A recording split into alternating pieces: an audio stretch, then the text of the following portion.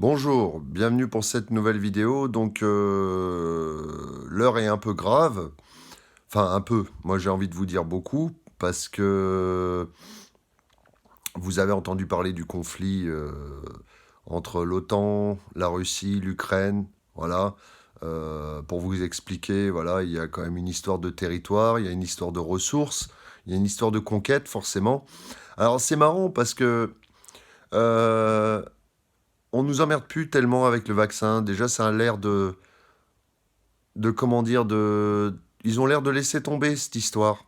Ils ont l'air de laisser couler cette histoire parce que comme si un de ces quatre, on allait devoir prendre les armes pour partir là-bas. Alors je sais, je suis un peu drastique, je suis un peu catégorique, je suis un peu défaitiste entre guillemets parce que j'ai l'impression qu'on passe à l'étape suivante, c'est-à-dire on a enlevé l'amas de merde que constituait le Covid, et finalement maintenant on va s'intéresser de plus près à la crise, hein, et qui pousse finalement les pays à s'affronter pour de la ressource.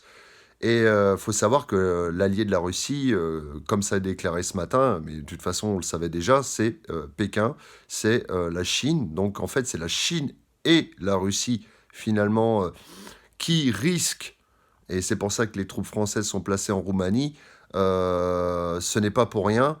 Il y a la Pologne aussi qui tremble. C'est parce que on pense à un peu plus de la part de Poutine. Moi, je n'ai pas de camp spécialement, en tout cas, je ne suis pas spécialement pour notre président qui fait que des bourdes et que des gaffes, parce qu'en plus, il va commencer à essayer de dialoguer avec Poutine. Mais vous connaissez l'éternel Sagittaire, c'est pas le meilleur en négociation, dans le sens où une bourde peut être très vite faite de la part d'un Sagittaire, j'ai envie de vous dire. Donc, ce qui nous foutrait encore davantage dans la merde. Donc je ne pense pas, selon moi, que Poutine va retirer ses troupes comme ça parce que Macron va lui dire, bon écoute mon pote, voilà, c'est bien gentil, mais voilà, allez, retire tes troupes, tranquille, on va trouver un accord. Je pense que Poutine, il en a strictement rien à branler. Moi c'est mon avis, hein, peut-être que je me trompe, et je préférerais me tromper. Mais bizarrement, le Covid s'efface lentement pour laisser apparaître la sous-face de l'iceberg, hein. La surface est balayée, on voit le dessous de l'iceberg qui est quand même une crise économique extrêmement grave, ce qui est la vérité, qui pousse les pays à se choquer les uns contre les autres, à s'interchoquer les uns contre les autres, et donc les blocs, voilà, les plus grosses puissances mondiales, Chine, Russie, États-Unis, et l'Europe n'est qu'un jouet finalement dans, dans cette histoire. Et l'Allemagne qui ne veut pas prendre position suite à l'histoire, forcément, hein, 39-45, hein, parce que vous saviez, enfin vous savez, c'est écrit dans les livres d'histoire, le choc Allemagne-Russie, bon, voilà. Hein, ça rappelle de très mauvais souvenirs, donc on peut comprendre un peu l'Allemagne, mais qui joue les pacifistes et qui veut juste monter un hôpital de campagne, et puis basta. Mais la France ne va pas être positionnée directement en Ukraine, elle va aussi défendre les pays frontaliers à la Russie, euh, parce que on sous-entend que ces pays-là seraient aussi en danger finalement. C'est pas spécialement pour attaquer l'Ukraine. Bon, j'ai pas les grosses connaissances en géopolitique, je vous le cache pas, mais il y a quand même des choses que je comprends. Voilà. Et autre chose, c'est que si la France entre directement ou indirectement en conflit avec la Russie, préparez-vous, parce que les pénuries, il y en a déjà, mais là, les pénuries vont augmenter et les denrées vont coûter beaucoup plus cher. Je pense spécialement au gaz. Voilà. Hein, le gaz va être à un prix faramineux parce qu'on a du gaz russe. Alors, les États-Unis vont nous soutenir, entre guillemets, hein, les grands sauveurs, en nous fournissant du gaz de schiste qui est énorme au niveau du prix. Voilà. Donc, quelque part, ne plus avoir de gaz russe ou du gaz russe qui coûte super cher, et du gaz de schiste, pardon, ouais, du gaz de riche aussi on pourrait le dire, hein, c'est un lapsus révélateur, qui coûte aussi super cher à produire, voire même limite plus cher, ça risque de compliquer. De toute façon, la France risque d'être touchée indirectement. Donc nous, les citoyens. Voilà. Donc je sais que et sans compter les attaques justement par Internet, là, les hackers et tout ça, on risque d'avoir des attaques, des pannes, ça peut être au niveau de tout ce qui est lié à Internet, tout simplement, les grands systèmes français, ou voilà, ça peut être, je dis une connerie, hein, la Sécu, la CAF, le chômage, on peut avoir des pannes, des trucs, se faire attaquer indirectement. Alors je vais loin, je vais très loin, ça c'est vrai. Je vous cache pas que je vais très loin. Après, il va falloir choisir son camp. Si un jour on vous pose la question, vous devez vous battre pour qui? Voilà. C'est ça la grande question. Vous devez vous battre pour qui?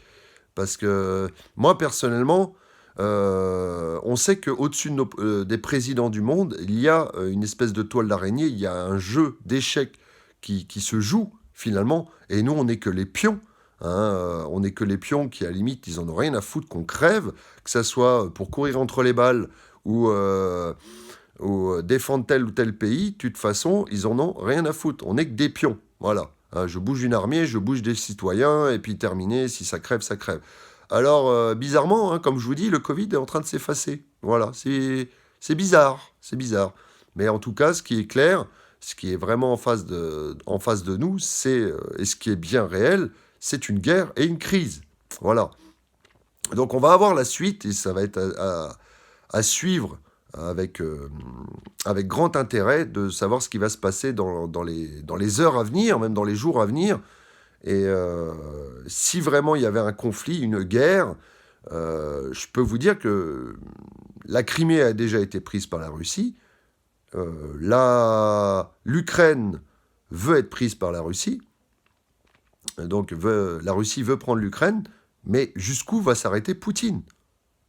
Pologne, Roumanie, et puis finalement grignoter. Il faut savoir que pour arriver en France à Paris, 3 semaines suffisent à Poutine. Hein. Faut pas se leurrer. Hein. Pas plus. Hein. Parce que les plus équipés technologiquement au niveau armement, c'est bien sûr les Chinois et les Russes. Faut être clair. C'est pas Biden avec des États-Unis qui sont en train de s'effondrer que ça va tenir. Là, je vous dis clairement. Donc, c'est inquiétant, mais en même temps, c'était logique. Hein. Crise égale guerre. Faut pas passer par 36 chemins. Donc, on va voir la suite. Voilà, j'ai voulu vous faire un petit topo, en même temps vous donner les news. Bon, moi, j'ai pas spécialement de soucis pour l'instant, je continue à me préparer, et je vous conseille de continuer à vous préparer. Beaucoup de gens me font la sourde oreille quand je leur dis de faire des denrées, que c'est important, que pour l'instant le riz, ça ne vaut rien, c'est 1 € le paquet de riz, sauf que si il y a les pénuries, les dégâts climatiques, des mauvaises récoltes, un conflit armé, des maladies et tout ce qui s'ensuit, et gros effet boule de neige, entre guillemets, à un moment donné, de toute façon, ça va nous toucher tous individuellement. Sachant que les gens sont tendus, électriques. J'ai même entendu parler d'une hypothèse qu'on rentrerait dans une guerre civile. Regardez la montée du prix de l'essence. C'est l'inflation. C'est l'inflation. Et on est déjà touché, et bizarrement, ça ne pète pas. Voilà. Hein, donc, j'ai entendu parler d'une guerre civile qui finalement serait arrêtée parce que la Russie arriverait en France. Voilà. Et dans combien de jeux vidéo pour les gamers, on voit quelque part la chose s'annoncer, le conflit Russie-États-Unis. On le voit dans énormément de jeux vidéo. Avec, dans certains jeux un peu plus anciens, on voit la Tour Eiffel en ruine et en feu, et Paris en feu. Voilà. Et dans combien de jeux je l'ai vu? Est-ce que les jeux vidéo étaient avertis de ce qui se passait et ce qui était sous-jacent? Mais en général, les films et les jeux vidéo reflètent une certaine face de la réalité. Voilà. Donc, on peut se poser la question. Voilà. On peut se poser la question. En tout cas, les élections, bon, hein, on n'en parle plus trop en ce moment. Si, bien sûr, on verra bien qui arrivera au pouvoir, mais je ne fais confiance à personne, je vous le dis clairement. Hein. Tout ça, c'est tirer les ficelles, En général, personne n'arrive au pouvoir par hasard.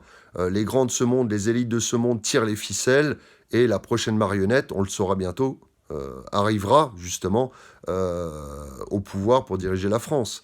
Si ce n'est pas Macron qui finalement resterait parce que les élections seraient repoussées. C'est aussi une autre hypothèse.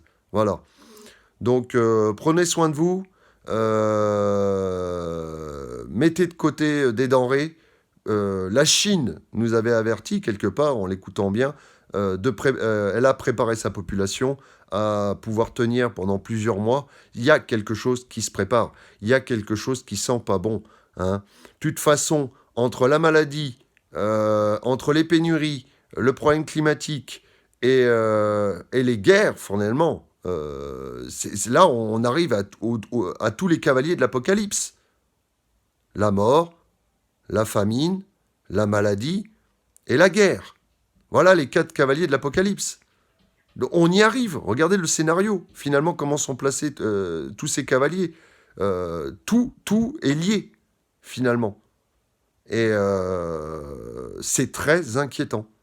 Donc, essayez de rester informé, non pas spécialement sur ma chaîne, mais sur d'autres chaînes. Voilà, des réseaux parallèles, justement, et non pas forcément ce que vous disent les médias. Et on a tous les facteurs. Voilà. On a tous les facteurs qui sont réunis. Donc, préparez-vous, mes amis. Voilà. Je vous laisse, je vous dis à bientôt pour une prochaine vidéo. Au revoir.